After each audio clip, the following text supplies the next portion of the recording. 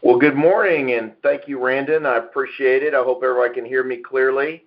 I'm going to have a unabashedly self-promotional plug for See the Future, SEAY the Future, the podcast we've now done about 50 episodes for and published 40 of them. And some recent ones we've done are Senator John Cornyn, Senator Shelley Moore Capito of West Virginia, Congressman Mike Gallagher from Wisconsin, who's a national security expert, David Ignatius, who's a columnist for the Washington Post and an author on espionage and spycraft, and Linda Polk, the CEO of Sky Ranch Christian Ministries. So they're, I'm biased because I get to do them, but fortunately for all the audience, it's not really me talking, it's them talking. So you get to meet really, really fascinating people doing important things in our country and around the world. And this will be a couple of months before it airs, but we did one with Jamie Fly, thanks to Randon this morning,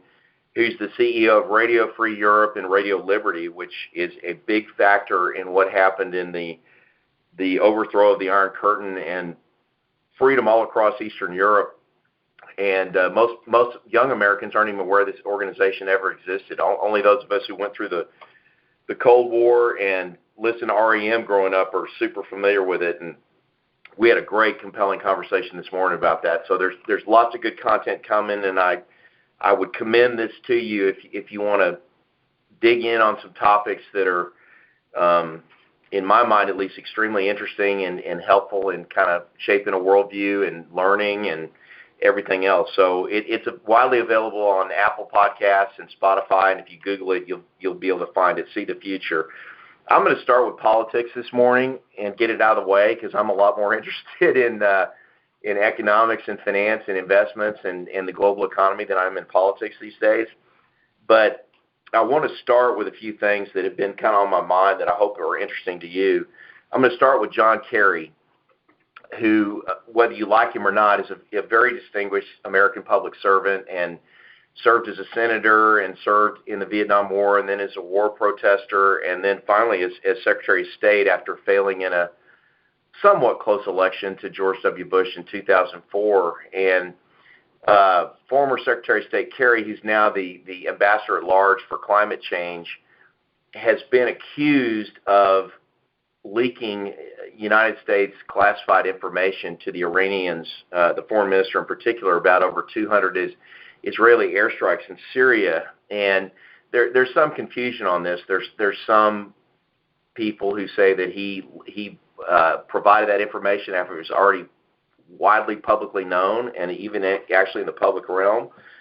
And there's some who say he let the Iranian foreign minister know about it before it was public knowledge and while it was still classified at least and maybe top secret information. And I just want to say that I think that the use of information in our society today by the left and the right and the middle for their own purposes without thinking about the consequences of the effect on the country and patriotic Americans around the world that are working for the government in a clandestine capacity or a military capacity or diplomatic capacity, and being fast and loose with information is widespread and inappropriate. And if he did indeed do this, I don't expect the Biden administration to force his resignation or fire him, but he should be. And I feel that way if the same thing happened with somebody on the right. I had a relative who served in the Department of Defense in the 70s, and he would never talk about it in his later years. And I think the main reason was he was very concerned he might inadvertently leak some classified information or provide some that even though it was 30 or 40 years old, he didn't want to get out there. And I miss that kind of caution in terms of sensitive information. And I hope that we get to the bottom of this, although the news has already rapidly moved on from this story. I think it's a really important one, and I want to salute Dan Sullivan, a senator from Alaska, who went on the floor of the Senate and said if this is true, he needs to be forced out immediately and investigated. We do too many investigations, but when it's substantive stuff like that, it's impossible to overlook. Okay, the second thing I want to talk about this morning is the move in Texas called constitutional carry, where gun advocates want people to be able to carry a concealed handgun without a permit. And full disclosure, I own 2 handguns. And I am a full-throated NRA supporter, gun advocate, Second Amendment advocate. I own a bunch of rifles and shotguns. And I love to go hunting, and guns are great as long as they're in the hands of the right person. You know, they're kind of like an automobile. They're an incredibly deadly weapon and can be fatal when misapplied, but when used appropriately are a good tool and a right for every American. But what's being explored in the legislature, and which many people are in favor of, is allowing anyone 21 years and older to carry a concealed handgun without the permitting process.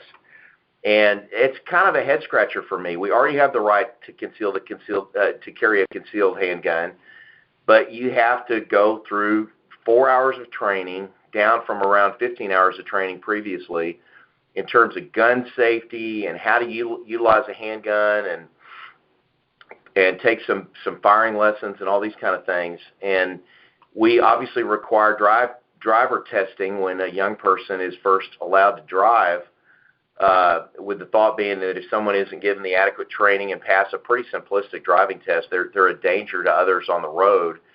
And as someone who's a really good shot, not to brag too much, with a rifle and a shotgun, but who's an awful shot with a pistol, I wouldn't want the state to give me the right to carry a concealed handgun, which I frankly don't want or need personally, but I'm happy for other people to do it, without the necessary training and permitting. So it's a real head scratcher for me. And law enforcement and many other advocates for the common good and the public interest are against this legislation. And when law enforcement's against it, it's a head scratcher for me why it's so critical and such an emphasis when we already have the right to do this.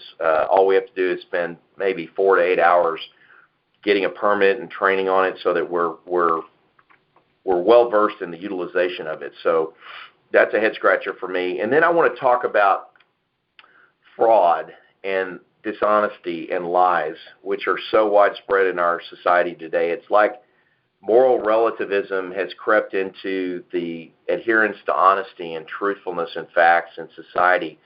And I want to specifically talk about what I call the big fraud, which is the focus on the right on voter fraud and the focus on the left on voter suppression. And I want to be very clear. I think one instance of voter fraud is too many, and it should be prosecuted, and people should pay a criminal price if they commit voter fraud. I also was thinking to myself, why in the world would anybody want to commit voter fraud? I mean, what's the upside for someone trying to implement it and for someone taking part in that, in terms of an election where, in a presidential election, you have over 100 million people casting a vote? Even if you bring in an extra 100 or 500 or 1,000 votes, it's very unlikely you're going to move the needle. So it seems to me a cause without great effect. But if you look at Texas, we basically had about 11 million people vote in the last election. And in 2018, we've been investigating a bunch of voter fraud cases, and we've come up with 16 prosecutable. And let's just liberally say that for every 16 we caught, there's 1,000 times that number of instances. So you'd have 16,000 instances of voter fraud. That's, if I get my math right, that's 0.1% of the votes in a particular election. So is this a huge problem? I don't think so. I think our elections are pretty darn reliable and pretty well orchestrated. Can we get better? Of course we can. Is one instance of voter fraud too much? Yeah, one is too much.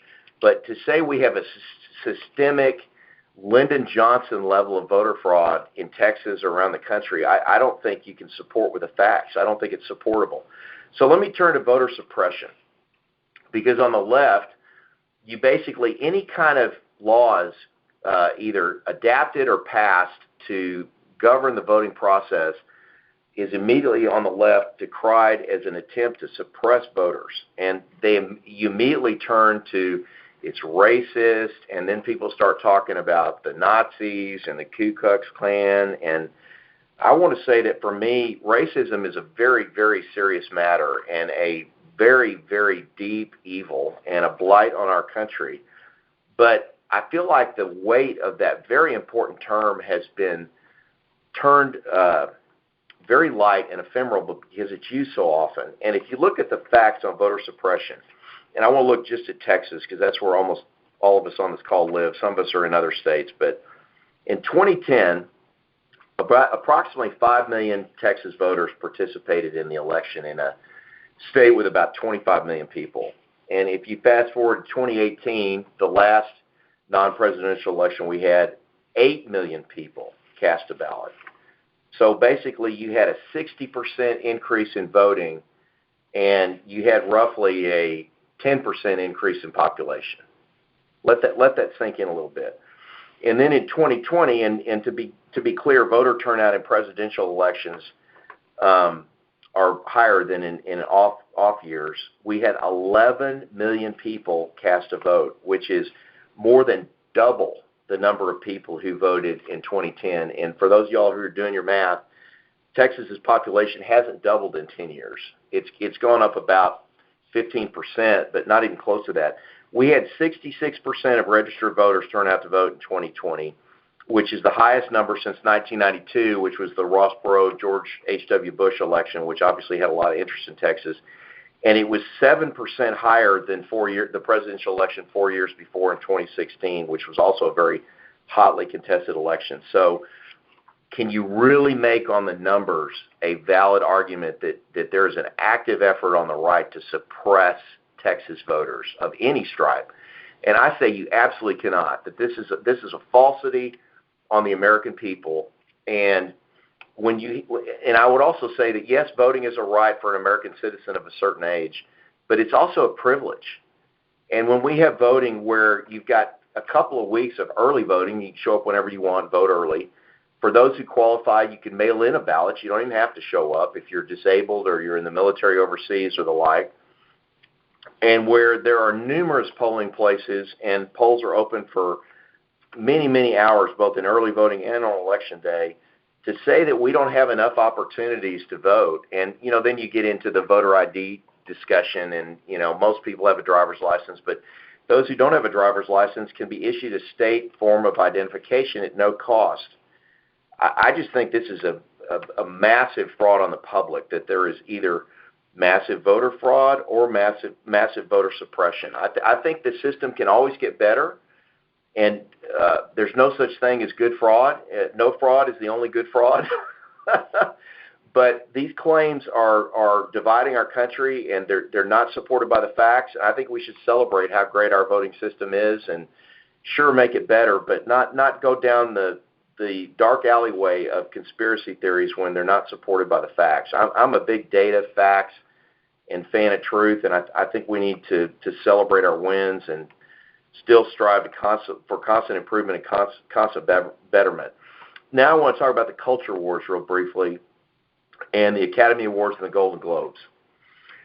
So the Academy Awards this year had 8 million people watch it. You go back as little as 4 or 5 years ago and you had 25, 30 million people watching this. And I have to say that part of that's pandemic, but part of it is that the art in our country is becoming less and less art and more political statement and narrative.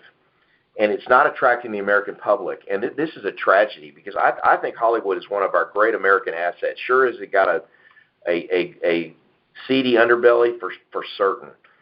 But great film and great cinema is great art. And the lack of interest in the American public today is alarming. And I would like to see Hollywood go back to great art and great film and get away from virtue signaling and political statements and all this stuff we don't really care to hear from them about. And now you've got all these people postponing the Golden Globes and banning it and decrying the lack of minority representation and decrying Harvey Weinstein and all this kind of stuff. Why has Hollywood all of a sudden realized a moral conscience on Hollywood? It just seems very hypocritical and behind the curve, and I just think it's a mess, and I hope it gets cleaned up soon.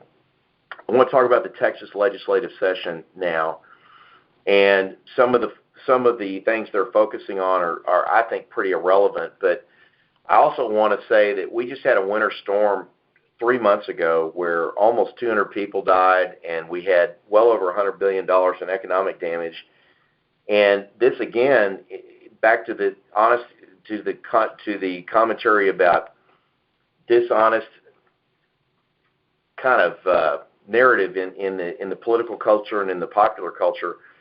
You've got basically people on the left blaming the winter storm completely on fossil fuels, and you've got advocates on the right blaming it mostly on wind power, but also any form of renewable energy, solar and everything else. And those are both wrong.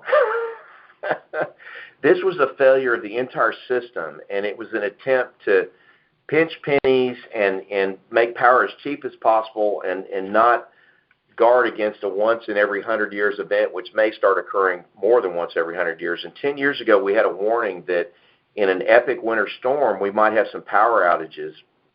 And we ignored that because we didn't want to make the system as close to bulletproof as possible. And the reality is wind power almost completely failed during this period of time. And natural gas, which is our primary source of heating fuel and energy during the winter, both from electricity generation through gas-fired power plants and also through heating through natural gas, the availability of that went way down because gathering and processing systems and gas plants froze up, and there was no way to turn it around really quickly with how harsh that winter weather was. And you've seen in the debate in the legislature this back and forth about what do we do to fix it, how do we get there. This is the kind of public policy quandary that a lot less talk and a lot more action is what's required. This should never happen again. This is completely avoidable at a much, much lower cost than the roughly $180 billion in economic output that is presumed to be lost from this crisis. And we should demand that our public policy people in the legislature and in the government fix this, period. If this ever happens again, heads ought to roll. That's part of being in the public trust and being a public servant, is that when you have a problem that threatens Texans' well-being and furthermore their lives, that you fix it. And we should demand that happen. And we'll wait and see how the legislature ends up on this. But government and private sector need to partner together to make sure that this is a one-time event in terms of our modern Texas society. We were kind of the laughingstock of the country, especially among the left, from this, and we really need to change that. Okay, so I want to pivot to my favorite topic, which is finance, the global economy, and inflation. And today we got a consumer price index report that was the largest in quite some time, and you see the stock market diving, and you see commodities increasing and various permutations of that throughout the markets. And this is probably one of the most foreseeable events of my lifetime. I mean, if you look at the combination of factors, you had the pandemic, which basically shut down economic activity for a very extended period of time, and now with the country reopening, you have an unbelievable surge of economic activity and people desperate to get back out at restaurants and on planes and on cruise ships and just back to their daily lives and their businesses. So you're going to get a huge uplift in economic activity from that. And at this point, we've now had either proposed or spent or allocated $7 trillion in fiscal policy public spending. Wrap your mind around that, $7 trillion. That's roughly 5 times what was spent after the Great Recession to get the economy back on track.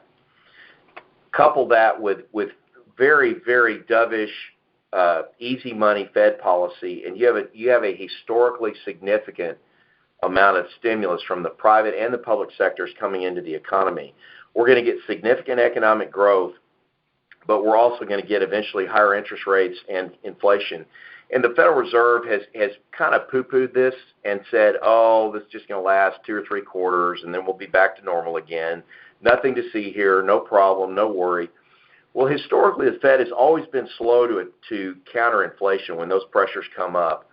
And you better hope and pray in the next 5 years that we don't go back to the Carter years of stagflation, where we basically have little to no economic growth and we have rampant inflation. Inflation's coming back for sure. The question is how much.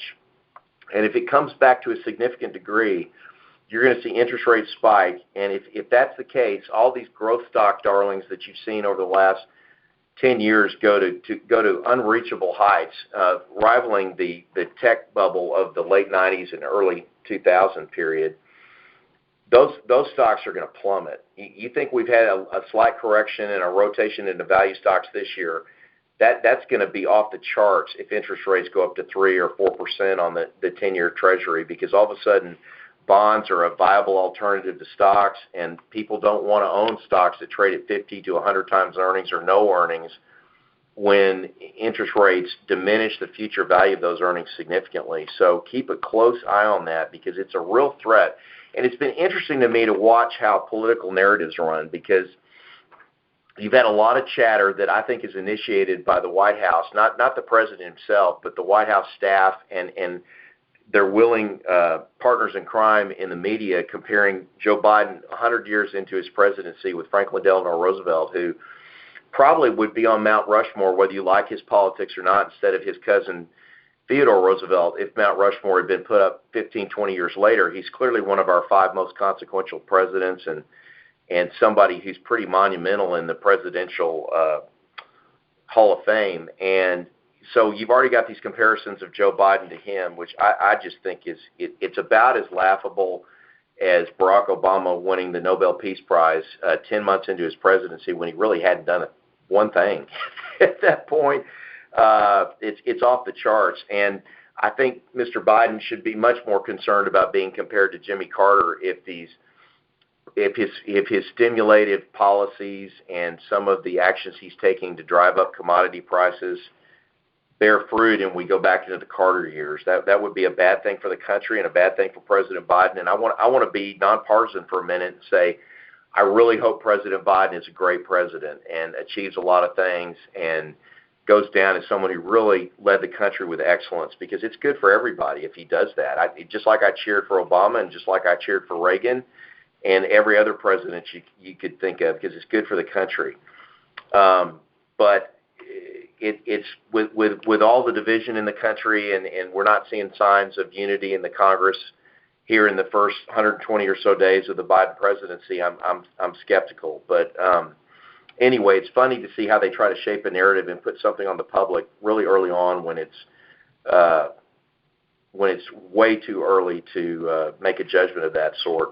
We can cover foreign policy, too, in questions and answers and national security. There's plenty to talk about Iran and these Hamas missile strikes on Israel and the Russian buildup on the Ukrainian border recently and all the tension with China. But I think I'm going to leave that to the Q&A and let y'all ask those kind of things and stop here, because we're about 20 minutes into the call, and I really like to focus on the questions and the dialogue with people on the call themselves. So why don't, at this point, we turn to some of the written questions, and let's take 2 or 3 of those, and then, Brandon, let's open it up for my honored guests. I'm honored to have you on the call today to have a chance to say what's on your mind and ask a question. Sounds great. We're going to move to the question and answer. So if you have a question, you can press *6 on your phone, and that will add you to our queue. But as George mentioned, we did have some questions submitted in advance, and so I'm going to start with a few of those and jump right in. So, George, one of the questions that I'm personally interested in hearing your thoughts on is just the conversation around Bitcoin and digital currencies. Is it something that we should be continuing to follow? Is it going to go down? Is there a buying opportunity? Can you talk a little bit about Bitcoin and digital currencies? I think that when you get into the subjects of blockchain technologies and Bitcoin and I'm going to mispronounce this, but Dogecoin or Doggycoin or however that's pronounced, and all these kind of things, most of the people I respect and admire the most in the investment community view this as not a store of value, impossible to value, and a fraud on the country. And Charlie Munger the other day called Bitcoin despicable and evil because so many sex traffickers and gamblers and mobsters and all that use use these currencies to move money around the world and all that. I think that's a valid critique, but then you've got a lot of smart people in technology who think that these cryptocurrencies are going to go significantly higher even from where they are today. I mean, you've had Bitcoin go from $1,000 a coin about 5 years ago to as high as $63,000 a coin this year. And I think those folks are right. I'm not saying that there's any rational explanation for this, or that there's any way to adequately value these things. I don't think there really is. And that's where I think is the negative side of this. It's basically gambling. You're gambling that they're going to continue to go up because people are going to continue to demand more of this, and the demand for such is going to drive prices higher and higher and higher. But I think that's right. I think that's the wrong reason. I don't think this is an investment. It's a gamble. But I think some of the gamblers that gamble on these things, when they fall out of favor and drop 30, 40, 50, 60%, as they're likely to do at times, will probably make money over the long term. And somebody who says Bitcoin may trade at $500,000 a coin someday, they may prove to be right. But I can't quantifiably or intelligently support that. So it's gambling. I would say the substantive part of this, though, which most people aren't really talking about, and this is the troubling part of it, is that the reason people want this stuff is they have lost faith in monetary authorities around the world, central banks, and they've lost faith in governments. So they're losing faith in fiat currencies, paper money that you use to transact, such as the dollar and the euro and the pound and the renminbi and all the other major currencies out there, and that's very troubling. And I would say that our country in particular, but also other countries around the world, are not helping matters by creating tremendous stimulus and inflationary pressures, because obviously a currency loses value when inflation spirals out of control. We all have seen the price of a gallon of milk go from probably 50 cents back in the 70s to $4 or $5, or if you buy the really fancy stuff, maybe $8 or $9. And you think that's bad. If we have more inflation and go back to the hyperinflation of the 70s, or even worse, the Weimar Republic of the 20s, which I don't expect, this will just continue, and the demand for cryptocurrencies will just go up. So it's something to watch, but unless you're a gambler, I certainly wouldn't put your hard-earned money there. But I think the bigger issue is the effect on society and the confidence in governments, especially our government. Thank you. I love this next question. So given China's increasing aggressiveness, should global but U.S.-based companies be willing to sacrifice some amount of business to maintain their political and moral independence? Another way of asking it might be, what does it mean to be a patriotic corporation? Yeah, that is a great question.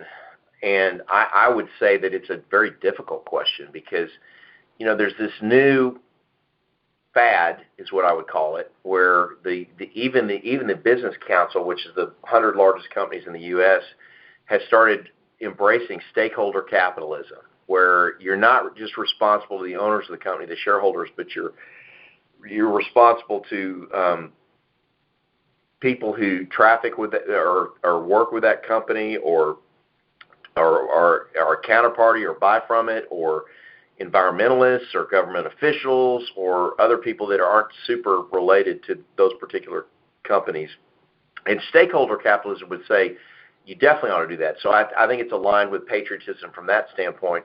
But the classic definition of the fiduciary duty of a company is to serve its shareholders. And by serving those shareholders and maximizing the value of that company, you benefit the employees, you benefit their customers, you benefit other people who transact business with that company, and you benefit overall society. It's kind of like Adam Smith espoused in The Wealth of Nations over 200 years ago, where basically that it's ironic that greed as a motivating factor in the human condition, although greed is clearly a sin, motivates people to maximize their outcome, and by maximizing your personal outcome, you maximize society's outcome overall. So when you're dealing with Russia or China or some of these despotic countries around the world, Saudi Arabia is an ally, but it's a despotic country, then you have to question, okay, so from a shareholder standpoint, if I'm doing business over there, am I really maximizing utility for my shareholders if I do this, even if I can make a short-term profit? And I would say from not just from a patriotic standpoint, but from a maximization standpoint, that's not a clear argument that you're maximizing shareholder value by doing so. And if you compromise yourself morally, you're going to take a hit. And I think tobacco companies are a good example of that, that if you're doing something that's adverse to society, and I would say trading with communists and despots who are oppressing their people is a detriment to global society and American society, that you're probably not going to maximize value over time. So I do think that companies that love their country and are trying to do the right thing need to take a hard look at where they're doing business and why they're doing business there, and have a very sharp eye in terms of being willing to pull back from despotic markets in areas where things aren't as good as they should be. But it's very complicated. It's a hard decision. But I would say companies should be more focused on that than boycotting Georgia, which has a more lenient election system and voting system than New Jersey or Colorado or New York or some of these other blue states, where a lot of the politicians in those states are virtue signaling that we ought to all be boycotting Georgia, including the CEOs of Coca-Cola and Delta Airlines and some of these other people within that state. So that's a great question. Thank you. Yes, sir. We're going to take one more, and then we'll go to the queue. So we got this question a few times, and it's pretty basic. Can you just address inflationary pressures and project inflation to begin rising? Do you think that's going to happen with all of the spending that we're seeing from Washington? Well, it's not just going to happen. It's already happened. Lumber prices are up 250% in the last year. Steel prices are up dramatically. Copper prices are up dramatically. Healthcare costs continue to go up. Oil has gone from negative $37 a barrel to $66 a barrel today. Natural gas has gone from $1.40 to $3. So it's here. Inflation is happening, and it's a natural consequence of reopening after the pandemic and all this stimulus.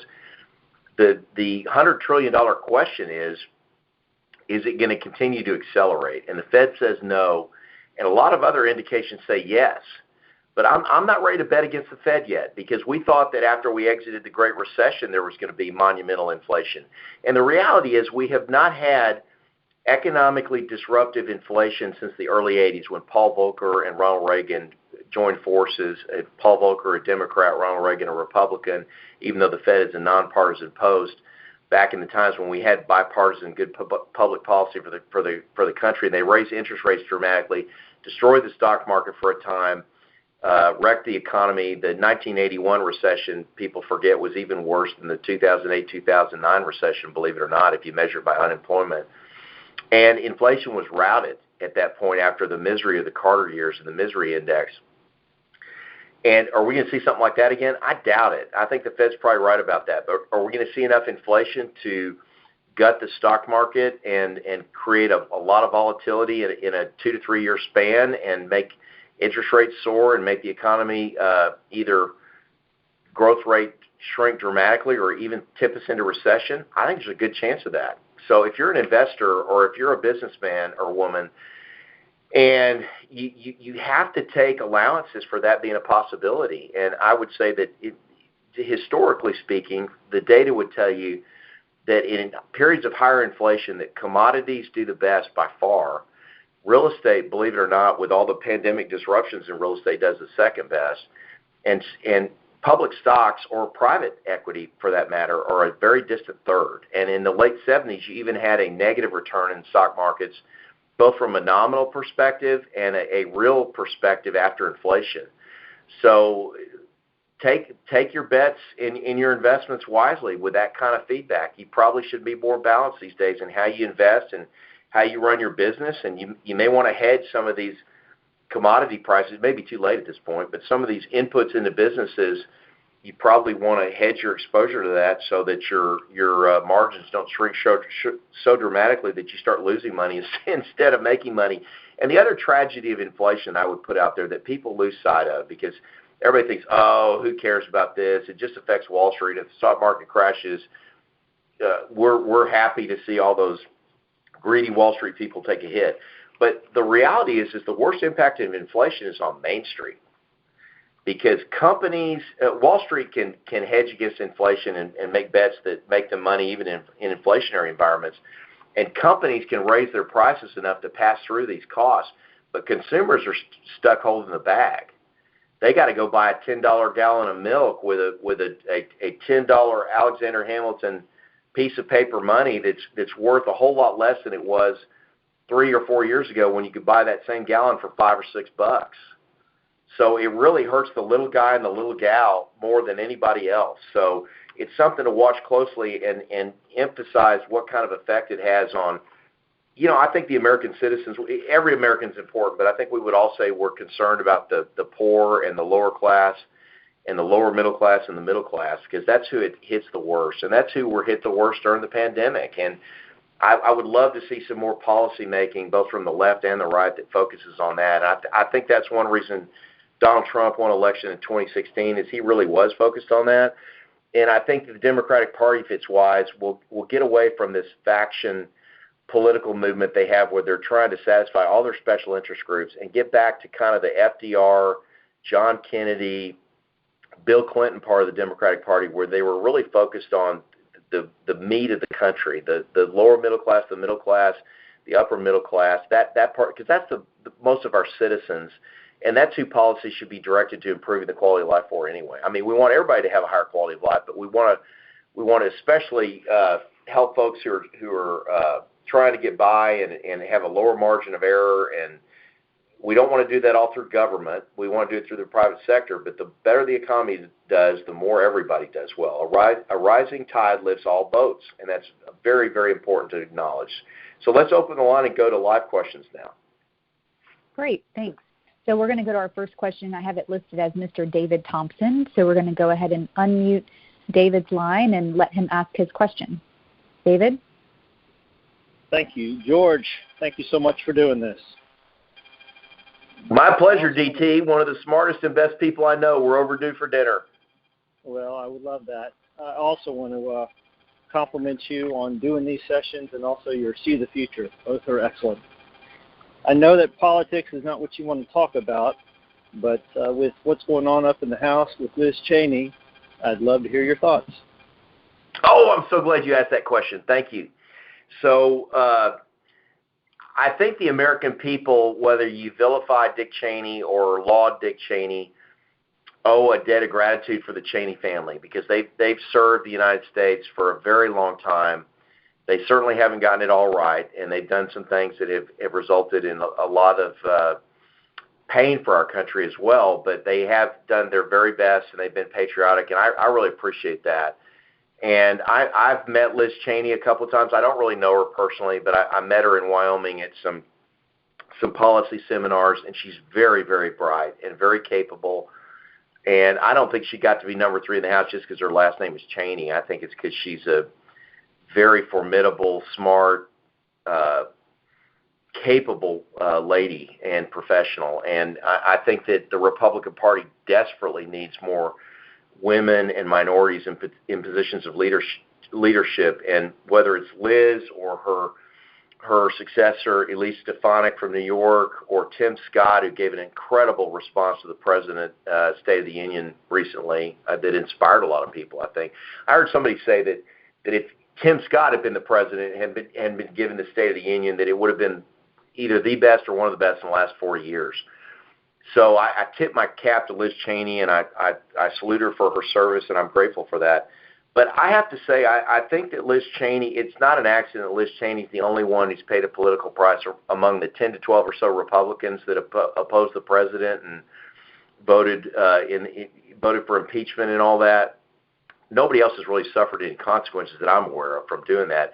I think Ms. Cheney made this about herself, and I think that in continuing to beat the drum on this, it's backward-looking instead of forward-looking, and it serves to divide us even further, not just Democrats and Republicans, but Republicans. And I think that was a real mistake for her. Instead of having a positive Reagan-esque vision for the future and putting out policy proposals that are good for the entire American people and not just the Republican caucus in the U.S. House, that she just keeps publicly blasting President Trump. I think it's time to move on. And I think it's time to focus on solutions for the American people in very divisive, ugly times for our country. And I think she paid a political price for that. And, in the popular press, you read that this shows how morally bankrupt the Republican Party is and how much it's in the pocket of Donald Trump. And I don't think that's really accurate here. I think there's some of that for sure, but I think it's more that the leadership in the House went, enough. We need to focus on taking back the House in the midterm so we can block some of this crazy woke left virtue signaling legislation that's not good for the country as a whole. And this is distracting from that, and it's taking away from that, and it's time to move on. And so I think Liz made a mistake. I think she made it about herself, and she paid a price for that. And I think it's time to move on from that too. But it was a fascinating episode in this political chapter of our history. Thanks for a great question, DT. See you soon. Great, thanks. We've got another question from Randy Lieberman. We're going to go ahead and unmute his line. And Randy, are you there? Great, thank you. Hi, George. This has been always informative.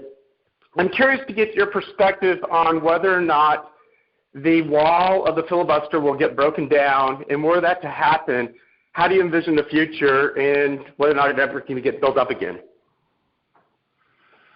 Yeah, that's a great question. Well, it's on a it's on a knife's edge, right? I mean, who would have imagined that? I mean, you look at it's really being held together by Joe Manchin and Kristen Sinema, two Democratic senators. If you didn't have their votes, it would be torn down, and you'd, in short order, have D.C. statehood and Puerto Rican statehood, and you'd have a tidal wave of judges. You'd probably have Supreme Court packing.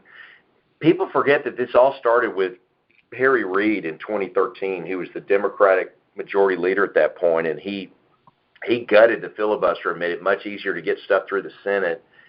And Mitch McConnell, who's kind of Darth Vader for Democrats, I think, a little bit, but looks like an elder statesman and reasonable person compared to some other politicians out there these days, said he would rue the day and he would regret that, because if you stab me in the back, I'm going to come at you with a knife later, so to speak, politically, and that's what happened. And that's what led to a whole bunch of new Supreme Court justices and appellate court justices and district court justices over the last 4 years, kind of a record-setting number. And although as a conservative and as somebody who doesn't believe in judicial activism and making up the law as you go, but interpreting the Constitution and applying it to the law and the facts, I love the judges that got put in personally, but I'm sad that the filibuster got diluted so much. I think it's an incredible tool, and you go back to the founding fathers that, people these days have forgotten all about, or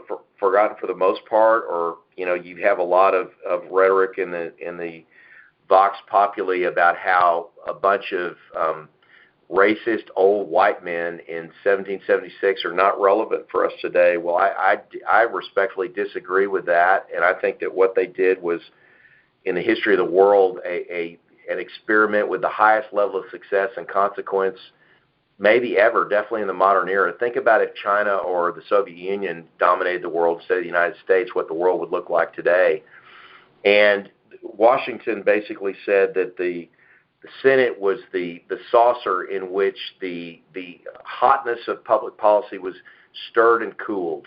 And I think the filibuster is a key tool to that. So I don't think it's going to get thrown to the wayside soon, but I think it's in jeopardy. And I think that will be bad for the left and the right both in time, because you just have this ever-escalating vitriolic partisanship and public policy that's not good for the majority of the country.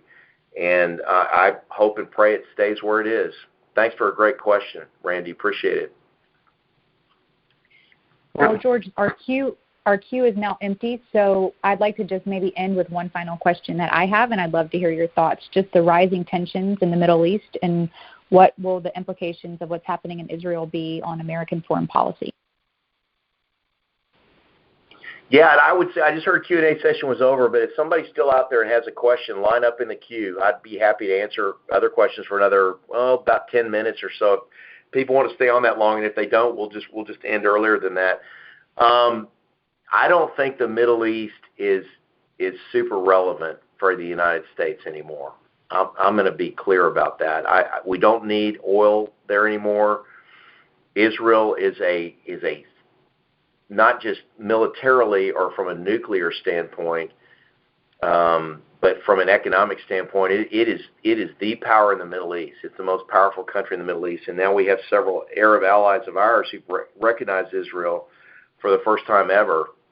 And yes, it's a tragedy that Hamas is lobbing hundreds of missiles at innocent Israeli citizens, and the Iron Dome can't keep up and shoot them all down. And there will be loss of life there on both sides, and it's tragic and horrifying. But with all the blood and treasure we've spilled in Iraq and Afghanistan over the last 20 years, and I'm embarrassed to say I was for the Iraq War. I thought it was about a 53-47 decision because it involved preemptive action, which we've really not done in the past. And it ended up being on a narrative that we have disproved, that Saddam had chemical weapons and that he was in league with al-Qaeda, both of which were not true. I think the United States, vis-a-vis the Middle East, the Middle East is a tar baby for us. I think it smells bad, and it's sticky, and we can't dislodge ourselves from it. Should we abandon the Middle East? Absolutely not. Was I for withdrawing our troops in Afghanistan, even though there will probably be larger loss of life and more chaos there? Absolutely. Can we go back there in the future and rout out al-Qaeda or ISIS or the Taliban if we have to?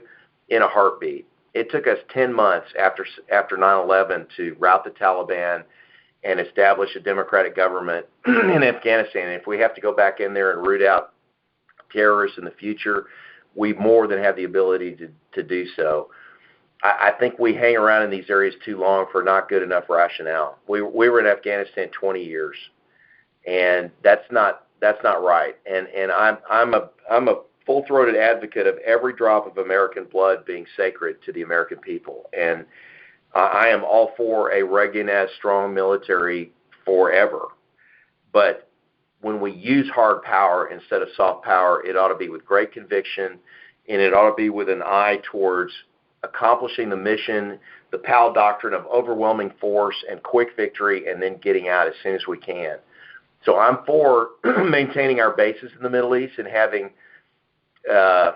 whatever we have right now, 20, 30,000 American troops spread out across the region, but not nation building and peacekeeping ad nauseum and draining American dollars.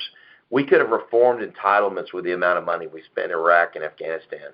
Think about that for a minute. With the entitlement cliff we're looking at fiscally going forward, and the painful choices we'll have to make on that in the future. And we don't need their oil and gas and fossil fuels anymore. And so I think the American policy towards the Middle East should be much more with an eye towards doing everything we can to support our key allies in the region, which are the UAE, Israel, and even though they're despotic, Saudi Arabia, and promoting peace there and maintaining the peace and playing a constructive role in doing that, and spending as little money and as few American lives as we possibly can in that process. And pivoting our attention to the European Union, which is facing demographic ruin because their population is so old, and radical invasion from immigrants, both legal and illegal, which is disrupting European culture, and their economy is stagnant, and then pivoting towards China, the most worthy adversary America has ever had in our history, and facing them off and triangulating them with effectiveness through alliances with Japan and India and our other allies in the region, and then keeping the former Soviet Union, Russia, which is such a strange country and such a bad actor in the world, but it's basically, this sounds rude, but I'm not a big fan of the Russian government, so I'm going to be rude. That country's basically a gas station with nuclear weapons, and we just need to keep them stirring as little mischief in the world as possible on the sidelines. And then finally, I would pivot to Latin America and the Americas as a whole, because that's our neighborhood. And whether it's the drug cartels and the porousness of the southern border, or the economies in Latin America, which have had incredible currency devaluation and economic turmoil the last 10 years, we need to really focus on helping our neighbors and increasing their commitment to democracy and improving their economies and making them strong allies to our southern border, which we've already got in Canada to the north. So our backyard looks a lot better, and our neighborhood looks a lot better, and it's a lot safer and a lot more prosperous. So that's where I'd like our attention to be focused in the decades to come, in terms of where we apply American soft power in the future. And hard power where needed, but hopefully seldom will it be needed. Thank you. Well, as a reminder, if you have any final questions, you can press *6 on your phone to be added to the queue. But right now, it looks like we are all set with questions from callers. George, if you have any final thoughts? Yeah, I would. I would just thank everyone for taking the time to do this. It's a real commitment of time, and these are really fun for me. And you're welcome to tell your friends and family about this too. The more the merrier. We love doing these calls, and we love having you on. And we'll be back to you probably midsummer, maybe late June, somewhere in that region, to do another one. And in the meantime, stay healthy, stay safe, and pray for our country. Thank you for joining in.